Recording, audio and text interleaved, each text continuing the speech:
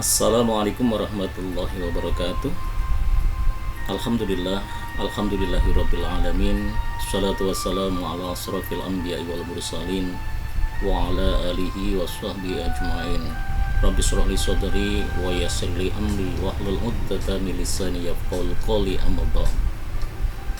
Anak-anakku santriwan santriwati Pondok Pesantren Madinatul Hikmah yang selalu dirahmati Allah Subhanahu wa taala. Kali ini kita jumpa lagi dalam pembahasan hadis sahih fadilah amal.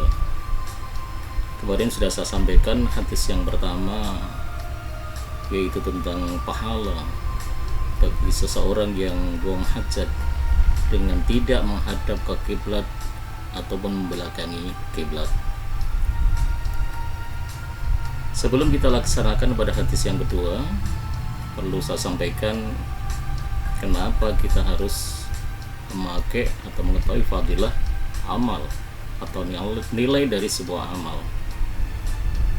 Akui aja bahwa kita semua adalah masih tergolong awam dalam beribadah. Kita masih perlu semangat, pemicu untuk melaksanakan ibadah. Beda dengan Habibullah atau kekasih-kekasih Allah. Dia tidak butuh pahala dalam beribadah, dia tidak butuh surga atau masuk surga, karena dia beribadah semata akan Allah Subhanahu wa taala. Beda dengan kita-kita yang masih tergolong awam ini, masih membutuhkan semangat untuk melaksanakan ibadah. Untuk itu kita perlu mengetahui tentang fadilah dari sebuah amal. Anak-anakku sekalian, santriwan santriwati yang selalu dirahmati Allah Subhanahu wa taala. Mari kita lanjutkan pembahasan hadis yang kedua,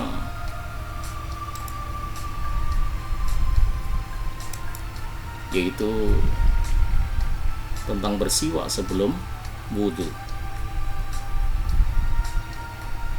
Di sini disampaikan Sahih fi Nasa'i an Abi Hurairah,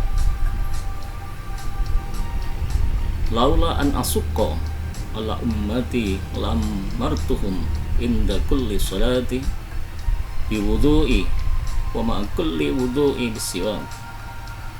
Kalau tidak memberatkan umatku, niscaya kusuruh mereka wudu tiap akan sholat dan bersiwak bersama tiap wudu. Hadis riwayat An-Nasa'i. Hadis ini sahih. Anak-anakku santriwan santriwati, meski hukum dasar dari siwak adalah sunnah, tapi di lain kesempatan bersiwak bisa menjadi wajib, bisa menjadi makruh, dan juga bisa menjadi haram. Karena apa?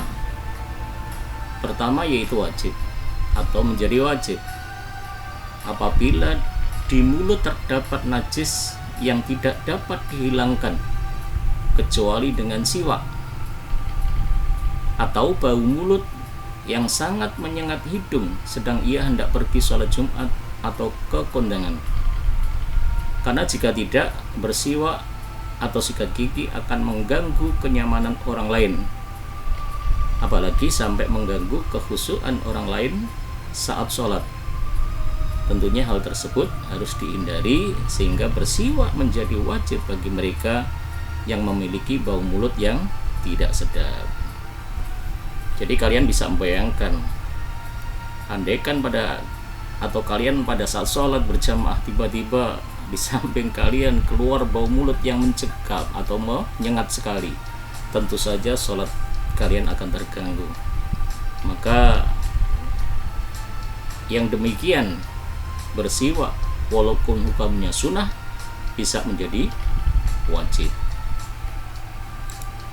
Yang kedua, hukum siwak menjadi makruh bagi mereka yang sedang puasa.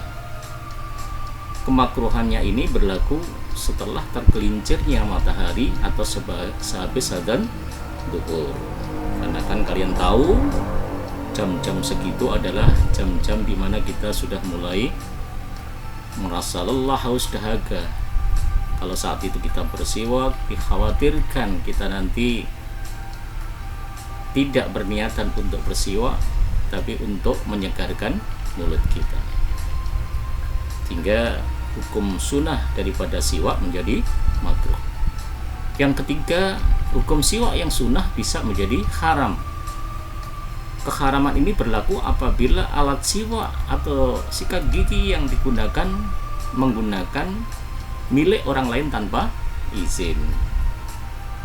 Nah, ini berarti kan bersiwaknya dia bisa menjadi haram. Dan yang terakhir, yang keempat, hukum siwak sunnah. Kesunahan ini sebagaimana yang telah disebutkan di atas, yaitu dalam berbagai kondisi kesunahan ini menjadi